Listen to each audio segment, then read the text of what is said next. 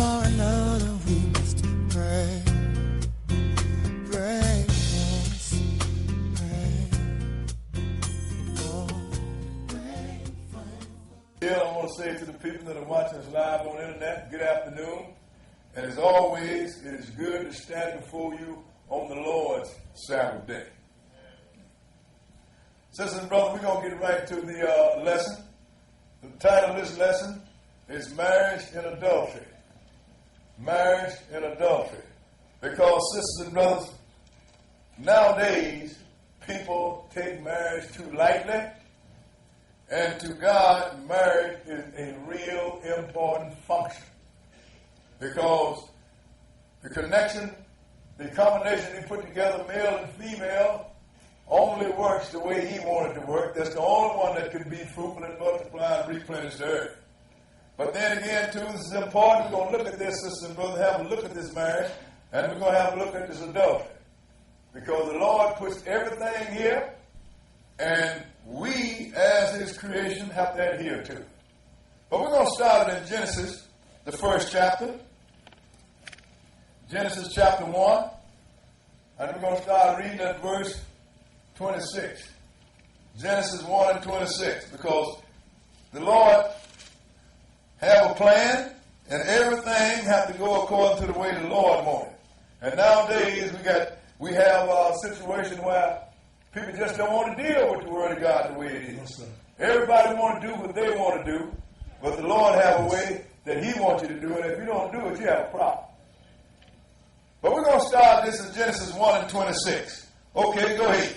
And God said, let us make man in our image after our likeness, and let them have dominion over the fish of the sea, and over the fowl of the air, and over the cattle, and over all the earth, and over every creeping thing that creepeth upon the earth. So now, the Lord made man in his physical image, because we're not in the spiritual image, because if we was in a spiritual image, we wouldn't need this Bible.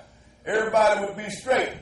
But still, he made us in his physical image, and he put us over the earth to let this man know that you are special.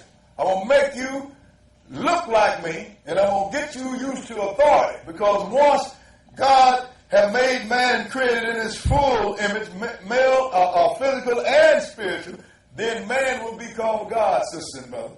And man was created, according to the scripture, to be over the works of God's hand. So he made us look like him, and he gave us the authority to run this earth. Go ahead and read. So God created man in his own image.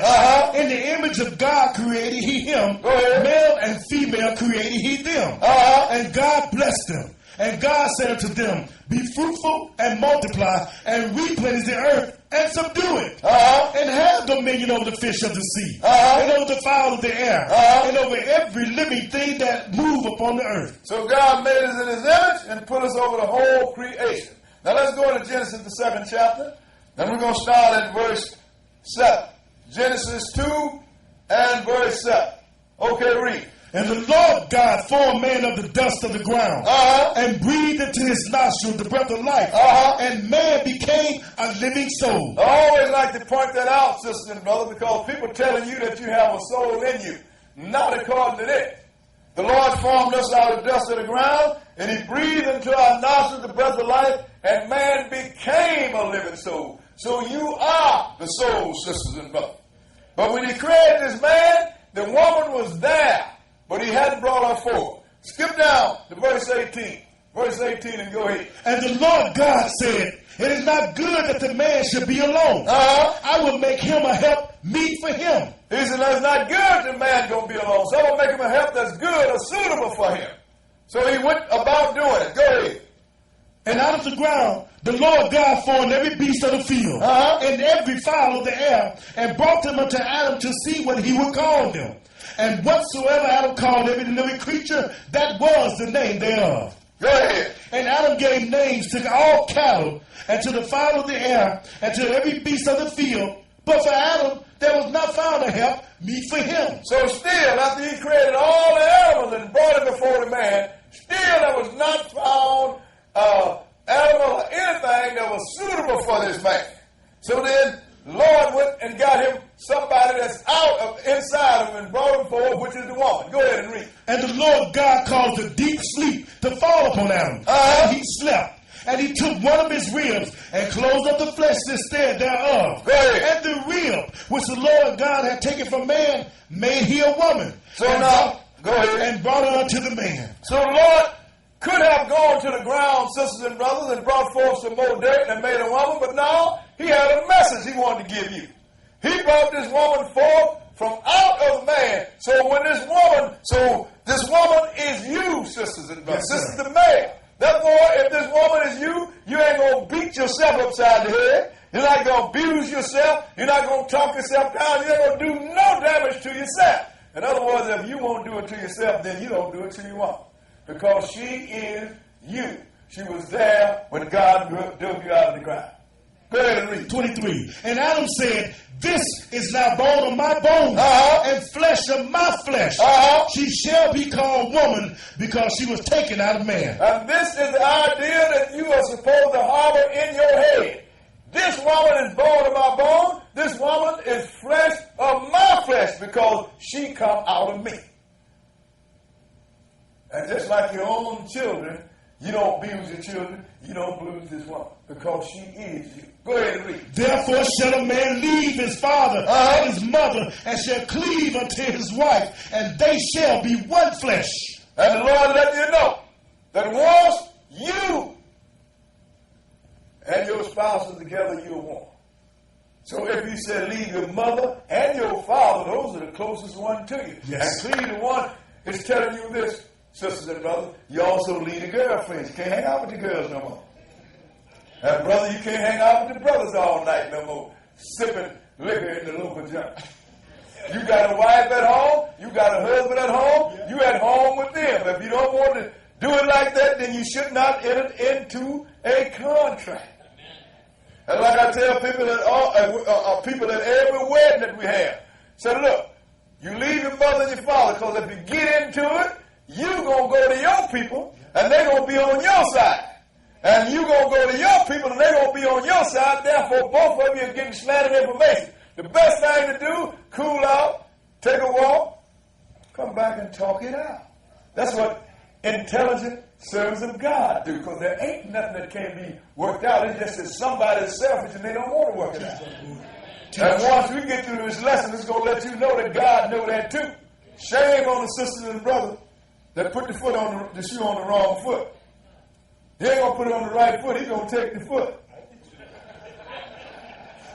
That is right. So, why, sister? So let's go now and show you something.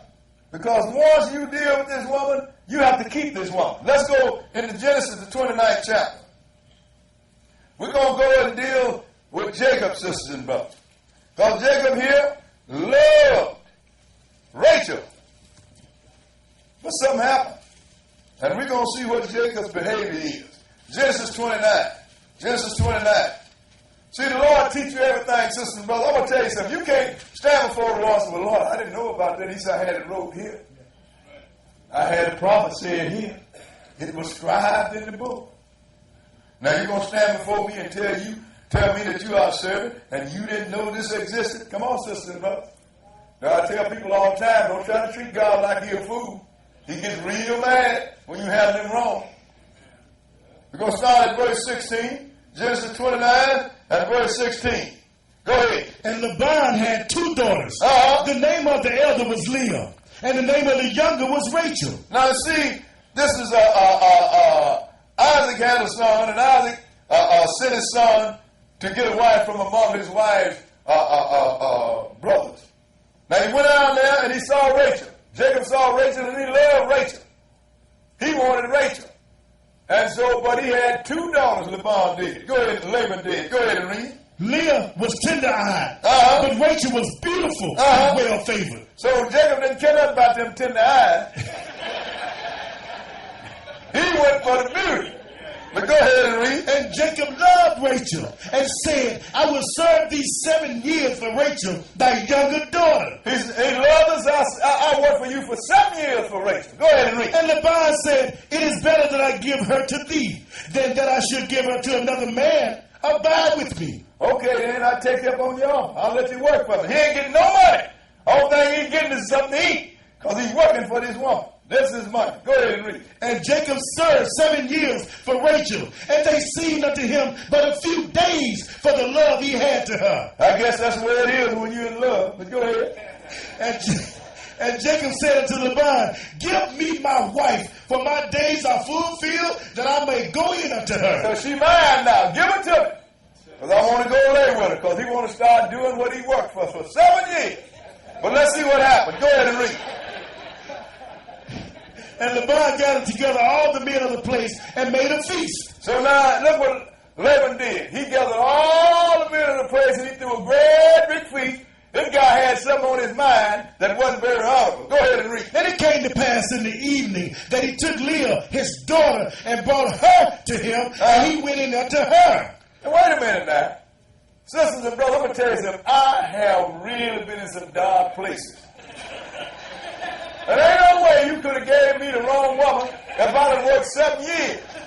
So I'm going to tell you what happened. He got him drunk. And I done got drunk, sisters and brothers. I tell you, I was something before I was a preacher. And I woke up in some places where I shouldn't have been. And said, who is this? That's what happened to Jacob. I know what happened to him. Because I've been there. So that's the experience of being that did everything. That's why I don't have to look back and say, I wonder. I ain't got to wonder about it. I done did. So the whole thing is he got the guy drunk and gave him the wrong woman. And when he woke up, he got laid with her. So let's see what he did. Go ahead and read. 24. And Laban gave unto his daughter Leah Zilpah his maid for a handmaid. And it came to pass that in the morning, behold, it was Leah. And he said to Laban, who is this that thou hast done unto me? What is this? Look here, man. What have you done to me? Go ahead. Did not I serve with thee for Rachel? Wherefore then hast thou beguiled me? He said, why you fool me, man? You notice what he didn't say? He didn't do?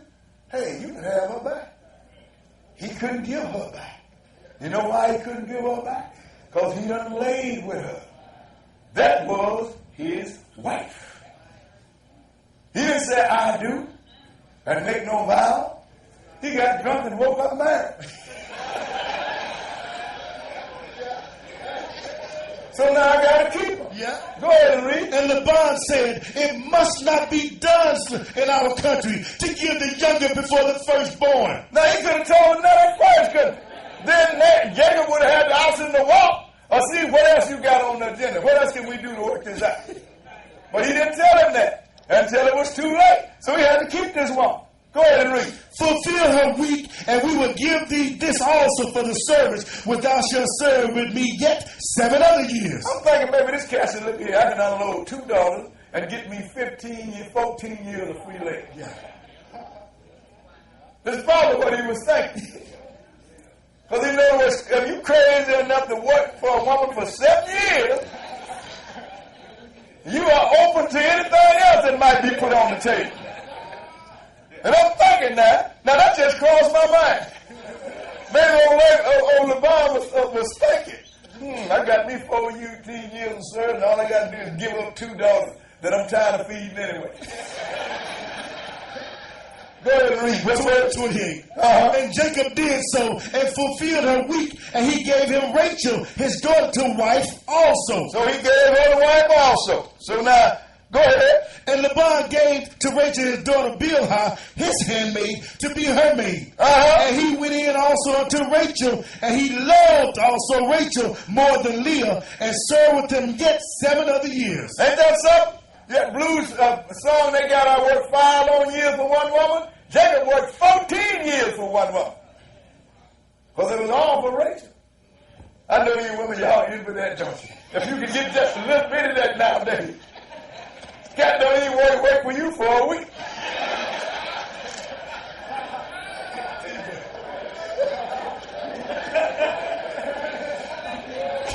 Well, what can I say? Okay, let's go ahead. Verse 31, go ahead. And when the Lord saw that Leah was hated, he opened her womb, but Rachel was barren. See, in those days, it was a blessing for a woman to have children. So when the Lord saw that Leah was hated, he opened her womb, let her start having babies. So the Lord showed me one thing when I read that. It is not according to what you feel, it's according to what thus said the Lord. Leah was the original wife. Don't you know out of Leah came Judah, the royal tribe, and Levi, the priesthood? The Lord made the choice, sisters and brothers, and that is the way he acted. But the whole thing is, Jacob could not give this woman back. It's because once you lay, you just got married. Nobody want to deal with that nowadays. That's why, well, that's that Old Testament stuff. I'm going to go to some New Testament stuff. Let's go into 1 Corinthians, the 6th chapter. That's why I tell people, you know, if you don't want to deal with this woman, you better decide that before you go too far. But don't nobody want to deal with it. Everybody want to plead the fifth. You can't plead the fifth with the Lord. 1 Corinthians, the 6th chapter, and we're going to start reading at verse 15. 1 Corinthians 6, and we're going to start reading at verse 15. And this is some real food for thought here. Yes, sir. Something that you might think about. Oh, ain't got nothing to do with it. Come on, man. You talking to one of the most worldly preachers on the planet. I hear people bring a lot of stuff to me like I'm naive. Boy, I saw you coming when you turned the corner 10 miles ago. Verse 15, go ahead. Know ye not that your bodies are the members of Christ? Shall I then take the members of Christ and make them the members of a harlot? He said, don't you know that your body are members of Christ? Shall I take the members of Christ and make them one with the harlot? How do you do that? Go ahead. God forbid. What? Know ye not that he which is joined to a harlot is one body? For two, said he, shall be one flesh. Ain't that so? How did that so? Because he put that together in the creation. So you want to ride where, you know, I don't want to, man, get married, man. I don't want to be bothered. I'm going to go out and buy me a prostitute. Going out there, you just bought you a wife. That's it. Think what you want, but I'm showing you what the book says. Book. And when you throw her away, then you deal with all the consequences with putting her away. And we're going to read that too. Don't hate me.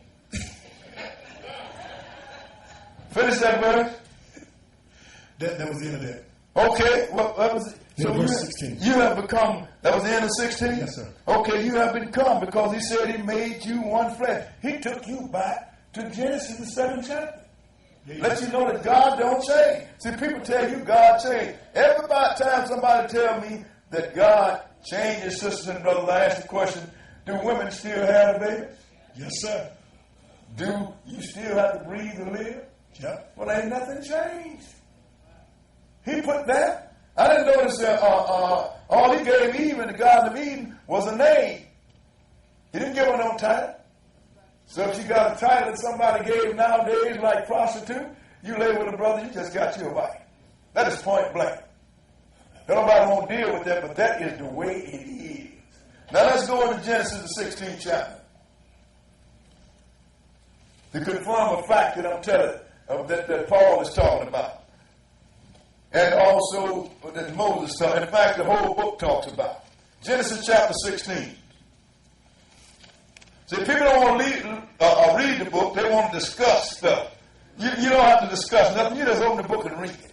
Well, you see, people say, well, brother, boy, I don't agree with you. That's irrelevant to me. I ain't saying nothing for you to disagree with me for. I just read the book.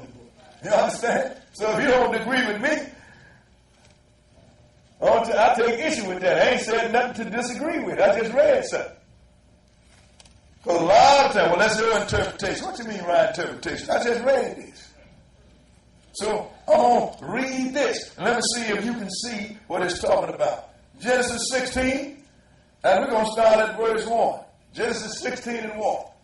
Okay, read. Now Sarai, Abram's wife, bare him no children. And she had a handmaid, an Egyptian, whose name was Hagar. And Sarai said unto Abram, behold, now the Lord hath restrained me from bearing. Now she gonna do the Lord's work now. Instead of praying to the Lord, She's going to say, the Lord have restrained me from bearing, so I'm going to tell you what I want you to do. Go ahead and read. I pray thee, go in unto my maid. It may be that I may obtain children by her. And Abram hearkened to the voice of Sarai. And Now, of course he's going to do that. Go ahead and read. And Sarai, Abram's wife, took Hagar, her maid, the Egyptian, after Abram had dwelt 10 years in the land of Canaan, and gave her to her husband Abram to be his wife. To be what? His wife. His wife. How could she, his wife, give another woman to be his wife? Because the day that he laid with her, that's when she became his wife also. Y'all understand this? It said his wife. Because once you lay with a woman, she is yours. You can have some food for thought when you get ready to do something stupid from now on. But we got some brothers in here that we need to lay the hand on. If they keep on, they don't know I know about it. I'm just waiting till I get it wide open so I can throw them out of here.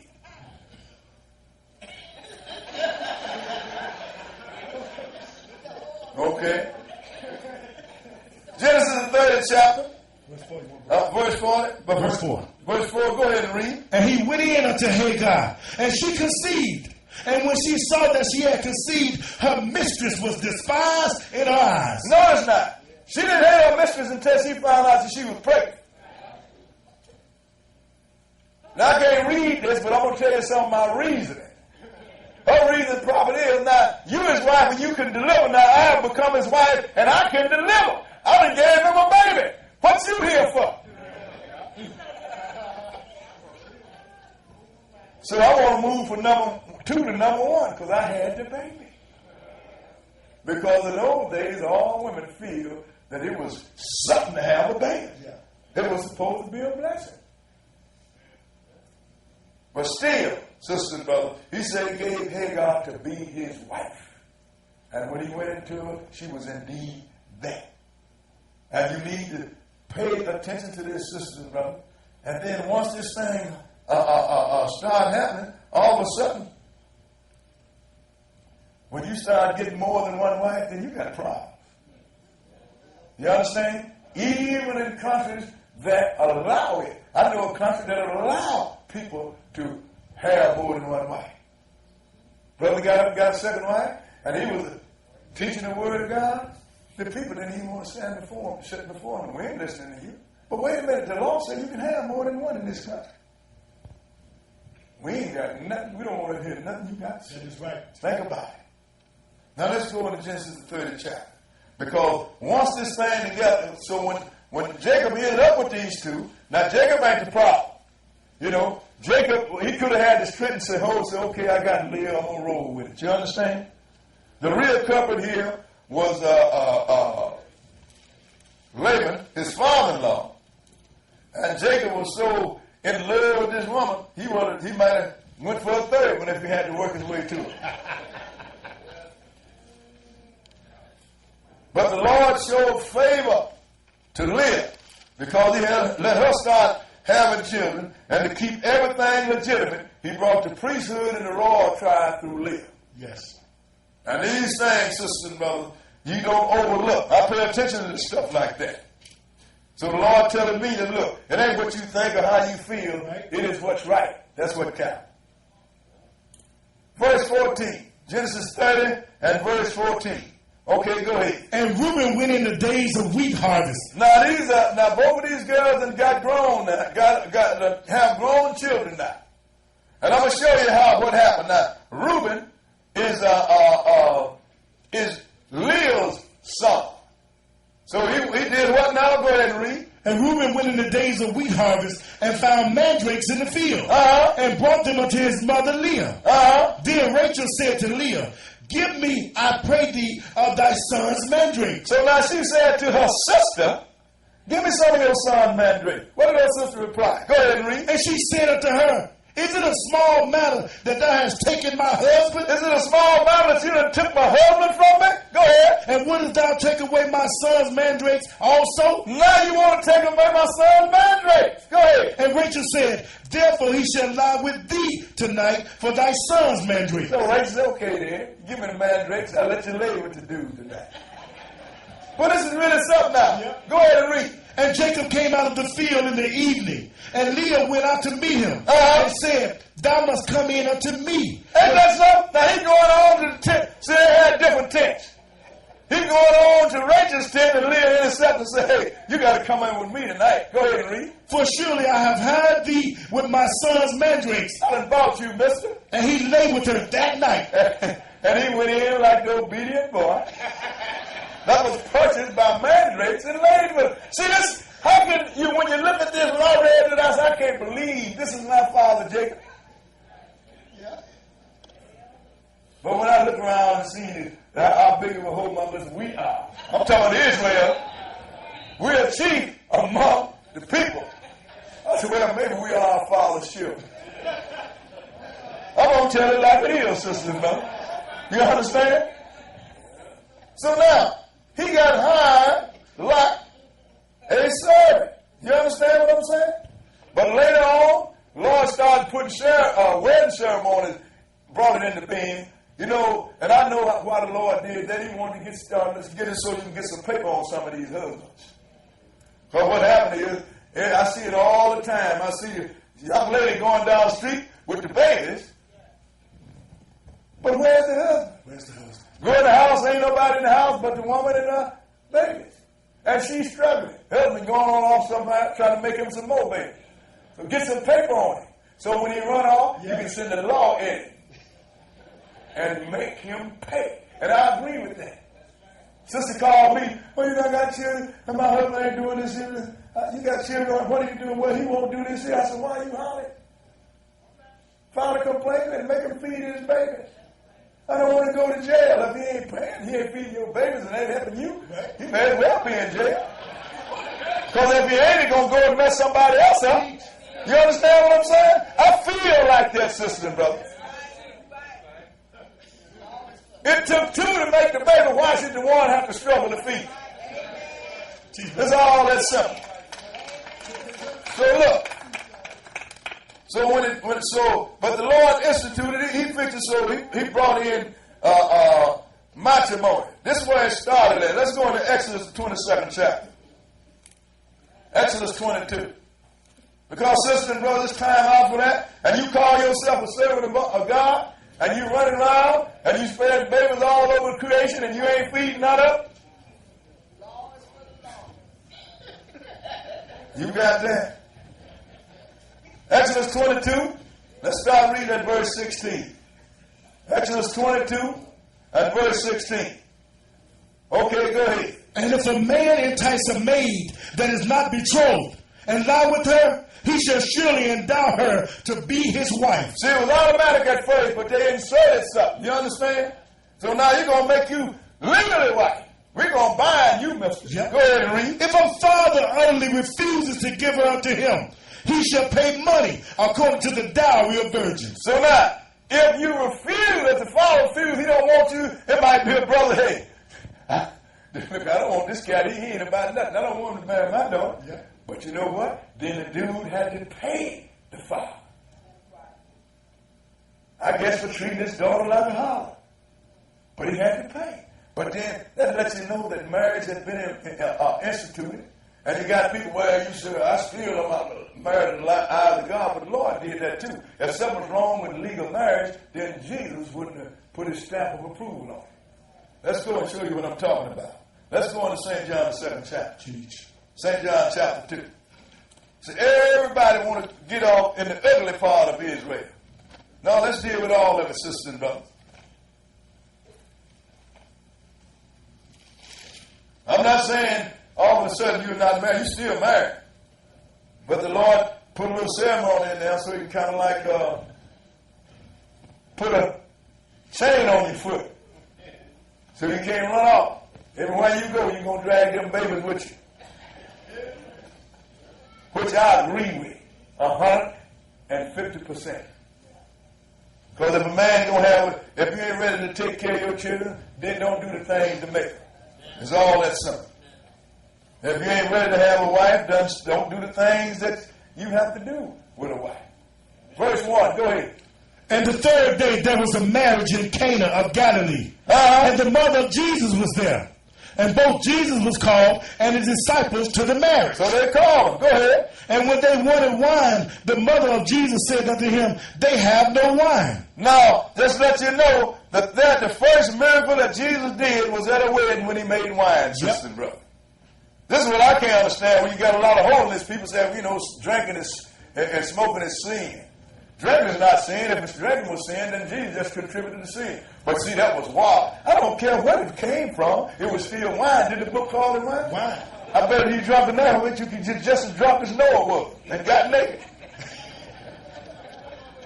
So it was still wine. But the thing was, if there was a problem with weddings, then Jesus would say, hey, I ain't going to that thing. That's a Gentile thing. I'm a Hebrew Israelite. I got married when I laid down. But it's obvious Israel started and the rest of the nation had theirs also. Now let's go and look at it a little further. Let's go and look at this thing now. When this thing wife, when you have a wife. But the Lord had Paul write about it. Let's go into 1 Corinthians, the 7th chapter. Because, sisters and brothers, we have to be responsible. You're irresponsible. Then you have sons and daughters, and they're irresponsible. Now you have a nation full of irresponsible people. Now, father's gone. Got to go to the government so we can get social welfare, some kind of welfare, some kind of help, because everybody have to eat, sisters and brothers. That's just like people always talking, when every time I hear some old guys talking about gang bangers, I get on. That's because every one of them have a father. If you old guys, instead of sitting up here talking about the gang bangers, go out and get your son, it won't be nobody out there to make a gang. They always want to come together, preachers and all, tell people, let's, in fact, I get letters from these other churches always trying to invite me to go out. I even got one from the Muslim. Well, one of the brothers called. Want to invite me to go out. Let's go march and let's stop the killing. You don't got to do that. Go get your son. You put him out the street, ain't nobody out there to kill or be killed. Every gang banger got a daddy. And if he had been the real daddy, he wouldn't be out there. It's all that simple. See, we always looking for the wrong solution. We're looking for the solution to get us a little glory. Well, he did this and he did that. But you ain't got no results. You go home, you feeling good, I'm harsh today. But they still killing one another. That is right. Yeah. Because you have polluted the marriage institution. 7 and 1. 7 and 1. Okay, go ahead. Now concerning the things whereof you wrote unto me, it is good for a man not to touch a woman. That's if you're a eunuch. I am not, but go ahead. Nevertheless, to avoid fornication, let every man have his own wife, and let every woman have her own husband. So, but to avoid fornication, well, it really is adultery, but we're going to roll with the fornication. Because if that's the case, then, Rachel was a fornicator, wasn't it? I'm just showing you where we are. Teach. So we can't get away from the marriage thing. No matter how you shape it, how you polish it, what it comes down to is the same thing.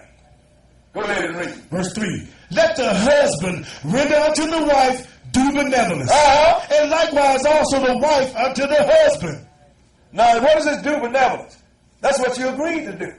You can't every night, woman, you got your headache, I ain't up to it either. Every night you come in, husband, I'm tired. You can't do that. Go ahead and read. What? Know ye not that he which is joined to a harlot is one body? For two, said he, shall be one flesh. Wait a minute. Where you are, Judas? Now you better get this lesson, brother. I'm going to replace you. Wait a minute, what this guy doing? You better get back here, man. He done jumped. I ain't never seen nobody jump a whole chapter on me. So I told him, I said, fine.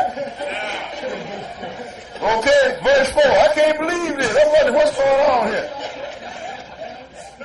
The wife had not power of her own body, but the husband. And likewise also the husband hath not power of his own body, but the wife. So let you know you don't have power over your body. Once you enter into a marriage agreement, then somebody has got to do what they have to do. It's all that simple. Yes, sir. That old thing that you hear when you tell a woman, we got a woman married on TV talking about, well, this is my body. And it's my right to do whatever I want to. No, I don't. If you marry somebody, you don't have no right to do whatever you want to do with yourself. If you want to do whatever you want to do with your body and ain't nobody got nothing to say about it, don't get married. Same thing about the male. Go ahead and read. Verse 5. Defraud you not one the other, except to be with consent for a time. Look, when you refuse to lay with your spouse, that is defraud. That's just like any contract. You sign the contract, I'm going to do this if you do that. And if you breach the contract, it is defraud, sisters and brothers. And the Lord said, don't do it. Go ahead and read. That you may give yourselves to fasting and prayer and come together again. So now, to take care of the Lord's business, then you can cool out. You understand? It's just like on the Sabbath day. Some people don't know it, but on the Sabbath day, you ain't supposed to get involved. That's right. With habitation. Brother told me one time, well, why not? I said, the Lord said, don't do your pleasure. Don't do your pleasure on Sabbath day. You mean laying with your wife ain't no pleasure to you? He didn't say nothing because she was sitting there.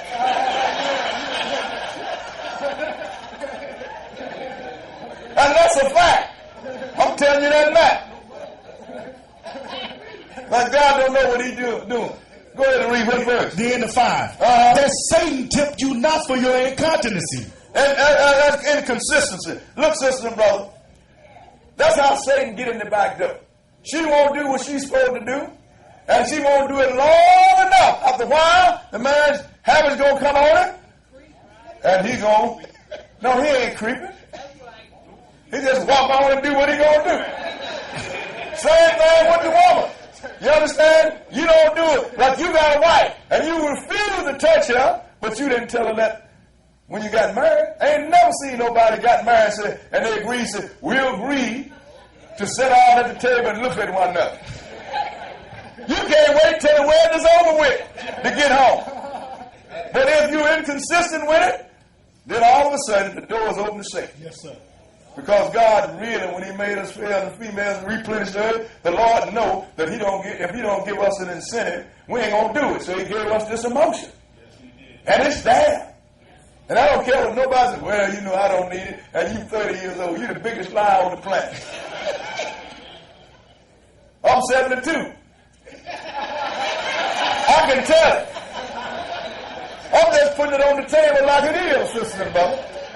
Go ahead and read what verse? Verse 6. But I speak this by permission and not of commandment. So now Paul said, now what I've been telling you is commandment from God. So, but I'm gonna speak by permission now. He said, because I ain't got no book on it. And I know where Paul is sometimes. Because I ain't gonna lie, sister and brother. I hear some of the stories that these brothers be telling me about some women, and some women be telling about their spouses. I be wanting to tell them, say, look here, baby, you don't walk, run away from it.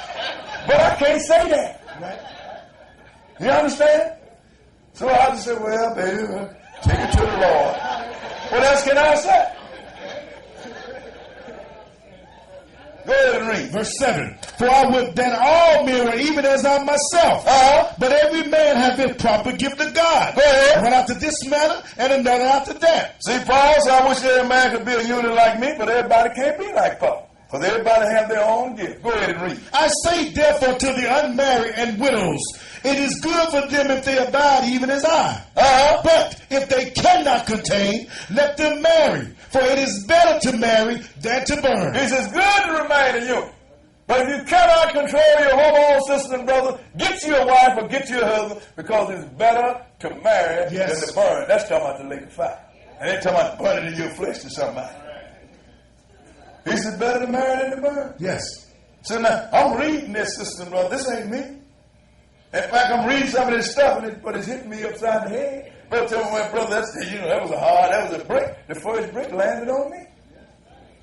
But I got to teach what the Lord said. Go ahead and read. Verse 10. And unto the married I command, yet not I, but the Lord.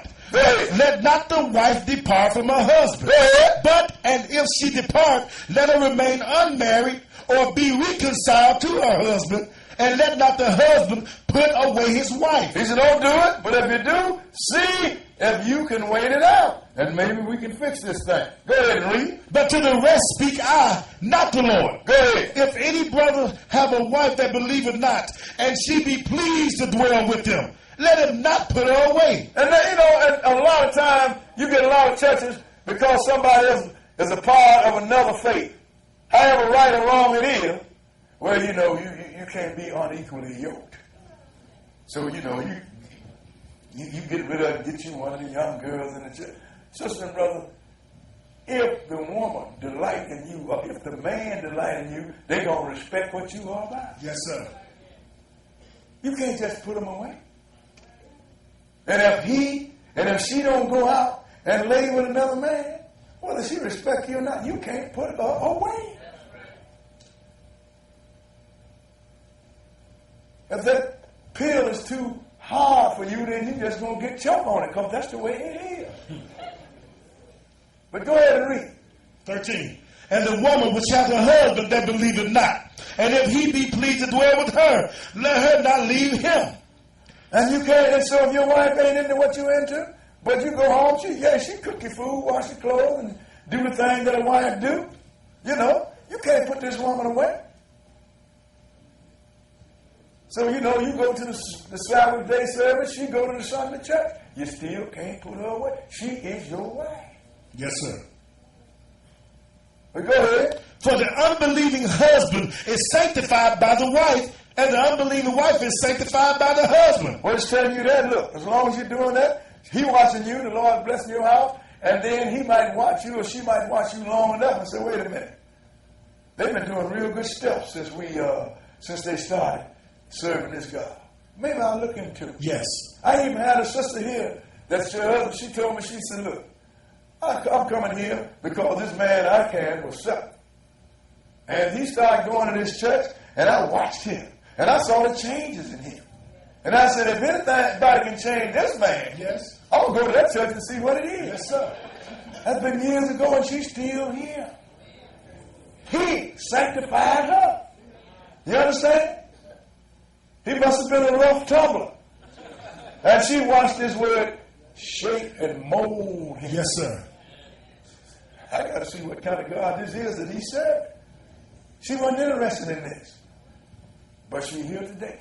Go ahead and read. In 14. Else were your children unclean, but now are they holy. Go ahead. But if the unbeliever depart, let them depart. A brother or a sister is not under bondage in such cases, but God has called us to peace. See, this is one thing. This is why we're dealing with this, because all these questions come up. People call me a brother, boy, I've been married before, and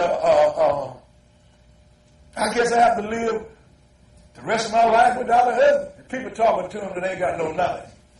So what do? I said, how long your husband been gone? Oh, he left 15 years ago. I think it's time for you to move on. You ain't responsible for that. Or either some people run to the Word of God and they go back and try to fix something that is already broken. Hey, ain't nobody interested no more. Right. So you ain't responsible for that now. You just move on. But I tell them, let this be the first day of your life. Because it tells you in Hebrews, the 10th chapter, if you sin willfully, yes, after you have received the knowledge of the truth, there ain't no more sacrifice for sin. Only thing left is the fire of indignation. So if she or he gone, if this thing tore up when you find the Lord, if you can't fix it, leave it alone and move on. That's all you can do. Husband said, well, okay, I'm going to do this, and then one day you get so bad until you really just go crazy and really get out the box. Or either be a hypocrite, but you can't fool God. So we just move on. Go ahead and read. Verse 16. For what knowest thou, O wife, whether thou shalt save thy husband? Or how knowest thou, O man, whether thou shalt save thy wife? And you don't know. See, you just come to the Lord and you do it wrong. How do you know? You might save your husband. Or you might save your wife with your consistency.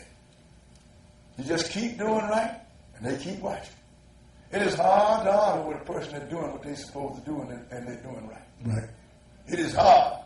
But if that spouse don't want to do it, and your wife don't do it, and they jump up and leave you, just like Paul said, then you ain't responsible. That's on them. Move on. Now let's go into Proverbs, the 6th chapter. Proverbs chapter 6. See, you can fool people. You can't fool God. Sometimes I go and run the brothers doing something stupid. They want to hide from me. Why you hide from me? Brother said one time, I went in the joint. I sat down, listened to me a little music. Hit me a little Jack Daniels. Whoa. Why you hide from me, man? Have you noticed that I'm in here too?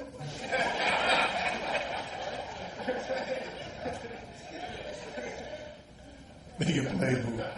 But I ain't messing with nobody's old lady. That's right. I'm just here to listen to me a little music. Get me a little Jack Daniels. When I can't do that no more. I went to the place and the guy owned the place called me out. We got Brother Brewer in the house. I couldn't believe that. I just got up and left.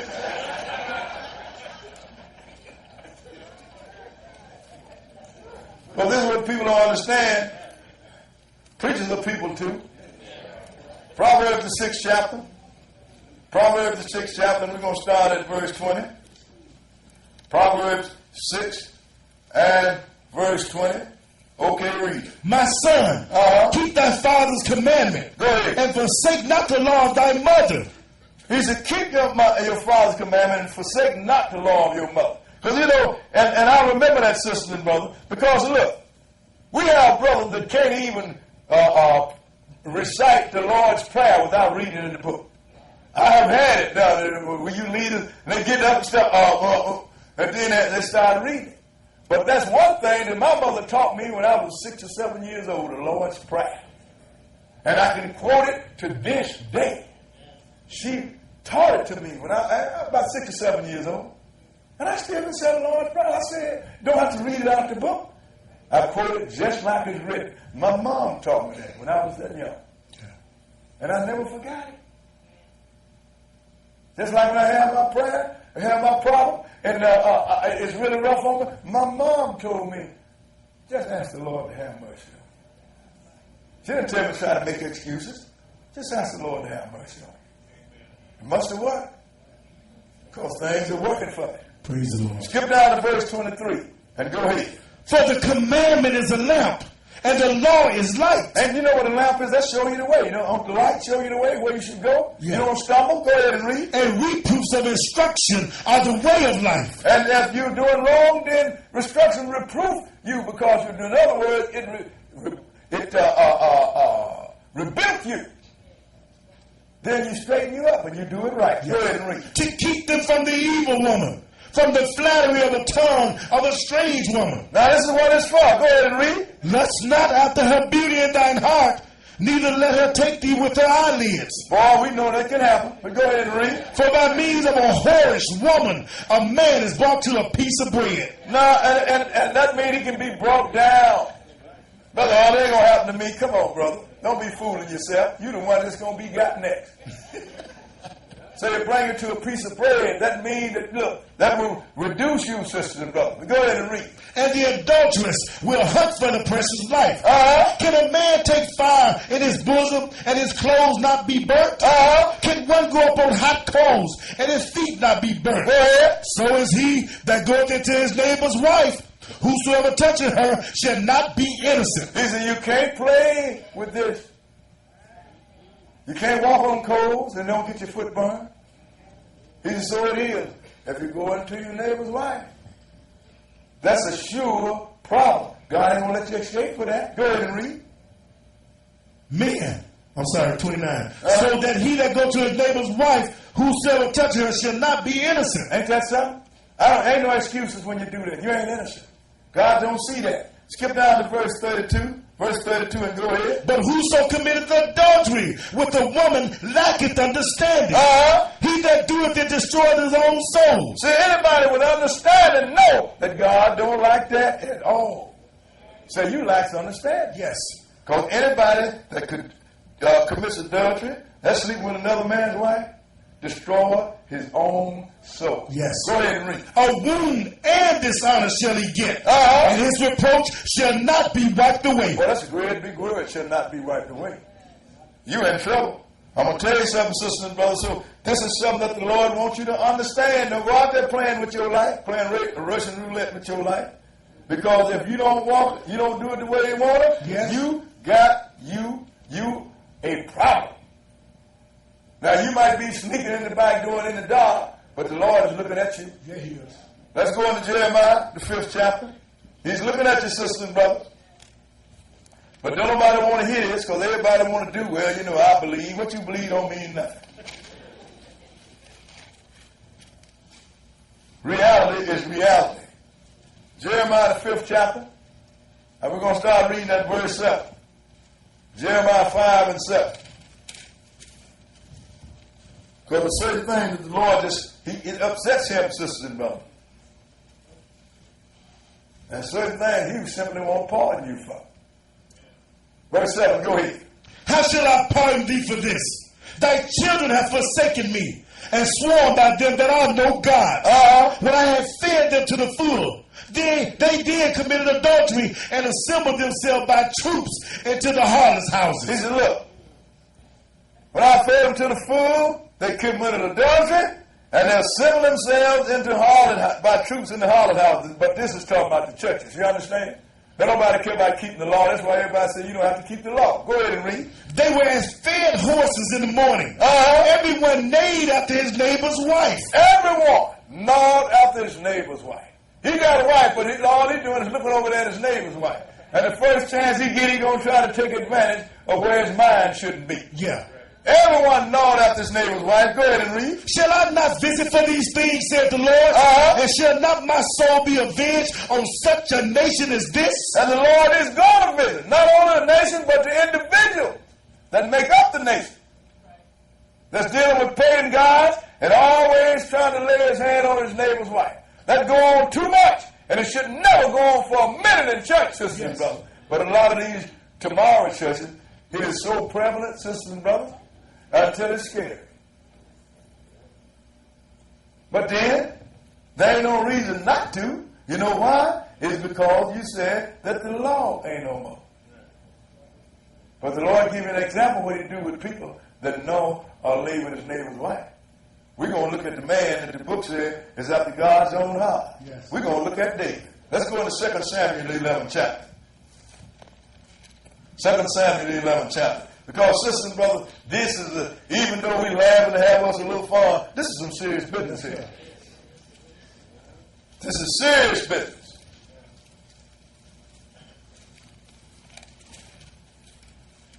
Second Samuel 11th chapter, we're going to start reading at verse 1. 2 Samuel 11 and 1. Because the Lord put all this stuff in here as an example to warn us. Don't you get caught doing this now. Because I can bring drama in so many different directions until you don't even know what hit you. Won't even know what hit you when I bring it. In fact, when I found out about this, I had to do some big praying. That is right. Lord, my shall come and bring them on me, not my children. Verse 1, go ahead. And it came to pass, after the year was expired, at the time when kings go forth to battle, that David sent Joab and his servants with him, and all Israel, and they destroyed the children of Ammon, and besieged Rabbah. But David tarried still at Jerusalem. He should have went to war, but he's tarried there. Go ahead and read. And it came to pass in eventide that David arose from off his bed and walked upon the roof of the king's house. And from the roof he saw a woman washing herself, and the woman was very beautiful to look upon. Now he looked over and he saw this woman taking a bath. Beautiful woman. What did he do? Go ahead and read. And David sent and inquired after the woman. And one said, is not this Bathsheba, the daughter of Eliab, the wife of Uriah the Hittite? And so they told him, hey man, this woman got her up. Yes. You know, okay. But he didn't make no difference. Sometimes when you have the power to sin, you do it anyway. What did he do? Go ahead. And David sent messengers and took her. And she came in unto him, and he lay with her. For she was purified from her uncleanness, and she returned unto her house. So what was she going to do? This is the king here. You understand? Sometimes you put it at a disadvantage. She went there, and so where did he go? He lay with her and sent her back home now. But the Lord weighed in. Yeah. Go ahead and read. 5. And the woman conceived and sent and told David and said, I'm with child. Ain't that something? That's the hand of the Lord there. No, mister, you ain't sneaking this under the rug. I'm going to give you some hard evidence. A baby. Now he going to try to get around it. Go ahead and read. And David sent to Joab, saying, send me Uriah the Hittite. And Joab sent Uriah to David. Go ahead. And when Uriah was come unto him, David demanded of him how Joab did, and how the people did, and how the war prospered. Now he going to send Uriah the Hittite. He going to talk like he interested in the war. Yeah. But keep reading. And David said to Uriah, go down to thy house and wash thy feet. And Uriah departed out of the king's house, and there followed him a mess of meat from the king. First thing is, why you going to send a mess of meat to my house? But that's the second thing. But the first thing, why you call me, ask me about the wall? Why me? Now go on down to your house and wash your feet. In other words, he want to go on down to your house and sleep with your wife, Yeah. so you can hide my baby. Yeah. Go ahead and read. Verse 9. But Uriah slept at the door of the king's house with all the servants of his lord, and went not down to his house. But he didn't go down there. Go ahead and read. And when they had told David, saying, Uriah went not down into his house, David said unto Uriah, camest thou not from thy journey? Why then didst thou not go down to thine house? See, this wasn't working like David wanted it to work. The man, you coming this long journey, you ain't going down to your house, and he probably said, boy, your old lady's a star. The book says she's very good looking, didn't it? What did Uriah say? Go ahead and read. 11. And Uriah said unto David, the ark and Israel and Judah abide in tents. And my lord Joab and the servants of my lord are encamped in the open fields. Shall I then go into my house to eat and to drink and to lie with my wife? As thou livest and as thy soul liveth, I will not do this thing. He said, I ain't going to do that. All my cohorts out there warm. And you want me to go and lay with my wife? I ain't going to do that. Now, David had to come up with something else. Just one thing, when you do wrong, boy, you have to scheme all the time, don't you? That is right. So skip down to verse 14. Verse 14. And go ahead. And it came to pass in the morning that David wrote a letter to Joab and sent it by the hand of Uriah.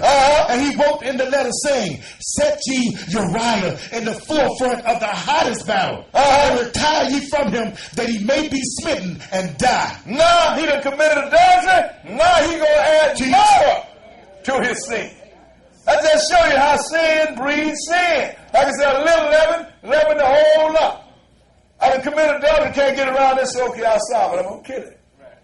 And that's what he did. Go ahead and read. 16. And it came to pass, when Joab observed the city, that he assigned Uriah to a place where he knew that valiant men were. He knew some, I'm going to put him in a spot. These some bad dudes right here.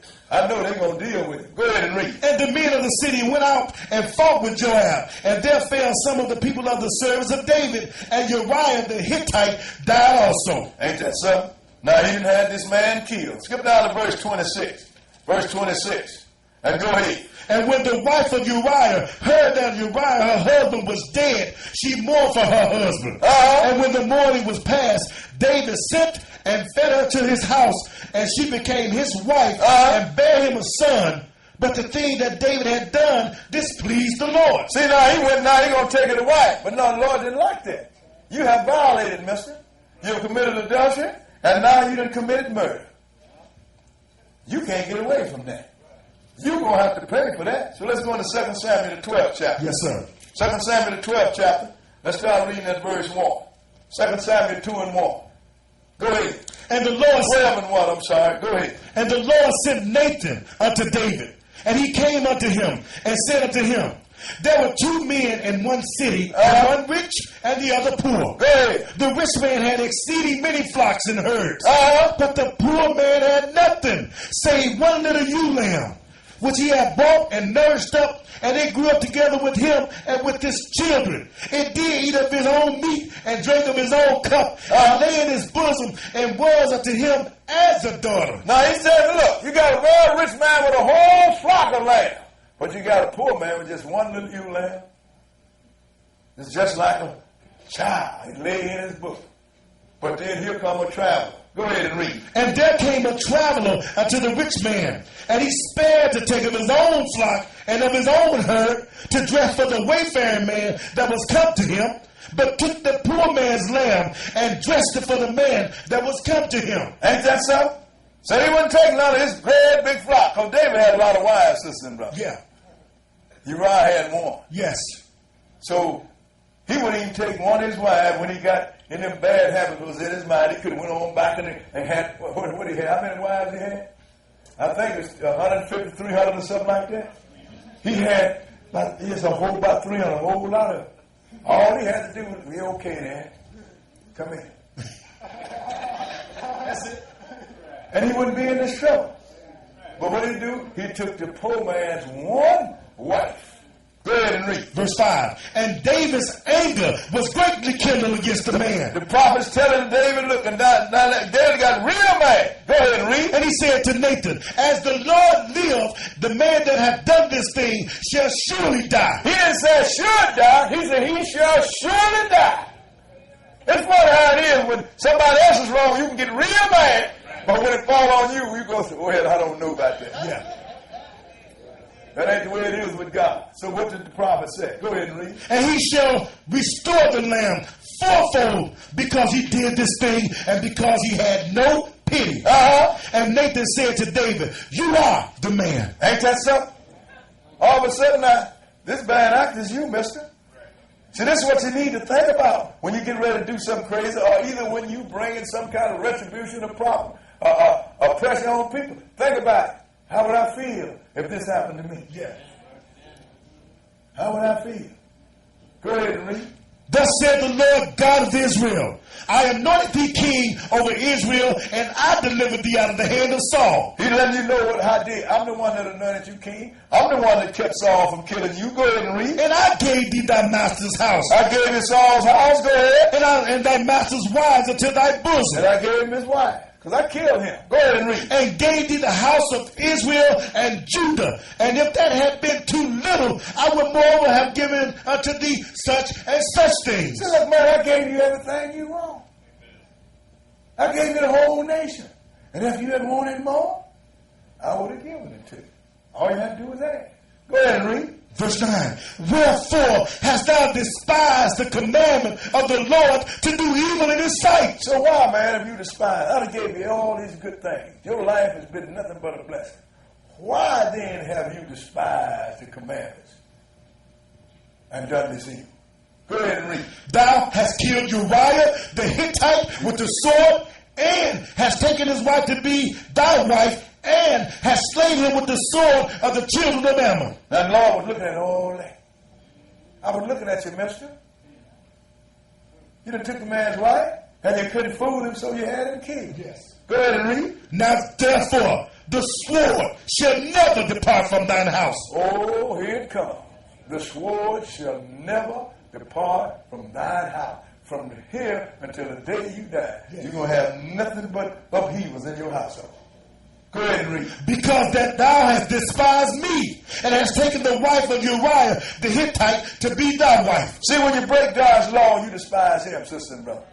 Didn't it tell you in Romans the 8th chapter that those that are carnal mind is enmity with God? Right.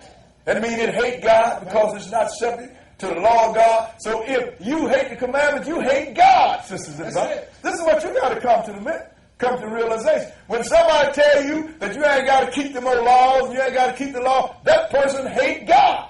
And they hate you too. Because they're going to teach you to hate God by not keeping his commandments. And God don't treat people that hate him too well. God do not love everybody. Go ahead and read. Verse 11. Thus said the Lord, behold, I will raise up evil against thee out of thine own house. The evil that I'm going to bring against you, mister, is going to come out of your own house. Because the evil that you commit come from the inside of your own mouth. Yes. Go ahead and read. And I will take thy wives before thine eyes and give them unto thy neighbor. And he shall lie with thy wives in the sight of the sun. So I'm going to take your wife, mister. Since you want to take somebody else's wife, I'm going to take yours. Yes. And I'm going to give them to your neighbor. And he's going to lay with him in front openly. Yes. Ain't gonna be no head behind doors like you did. Yes. Go ahead and read. For thou didst secretly, but I will do this thing before all Israel and before the sun. And David said unto Nathan, I have sinned against the Lord. And Nathan said unto David, the Lord also hath put away thy sin. Thou shalt not die. Now he acknowledged his sin. How come he didn't know that at first? David knew he was wrong. Yeah, he did. He did it anyway. That's why you have to deal with your emotions, sisters and brothers. You have to deal with them.